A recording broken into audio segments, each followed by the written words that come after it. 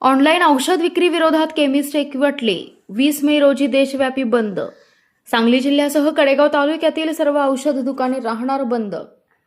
Online पद्धतीने सुरू असलेल्या बेकायदेशीर व बनावट औषध विक्रीला आळा घालण्यासाठी तसेच नशेची औषधे विक्री करणाऱ्या ऑनलाईन साखळ्यांविरोधात तीव्र आंदोलन छेडण्यात आले असून त्याच पार्श्वभूमीवर 20 मे रोजी देशव्यापी बंद पुकारण्यात आलाय.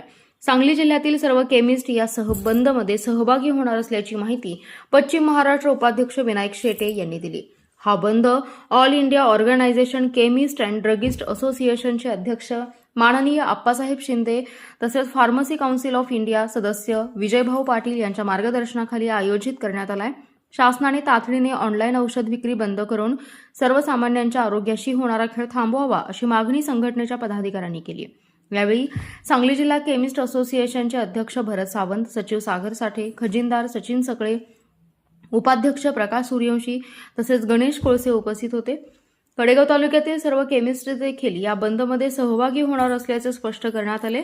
ऑनलाईन औषध खरेदीमुळे ग्राहकांची फसवणूक, बनावट औषधांचा वाढता धोका आणि युवकांमध्ये नशेच्या औषधांचा गैरवापर वाढत असल्याने या प्रश्नाकडे शासनाने गांभीर्याने लक्ष देण्याची गरज असल्याचं मत व्यक्त करण्यात आलं.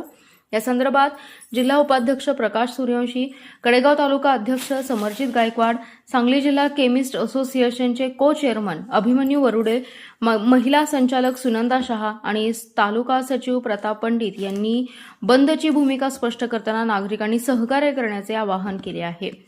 Special report, power Marathi news. आपला जिल्हा, आपली power. Power Marathi news network. एकच नजर, चौफेर खबर.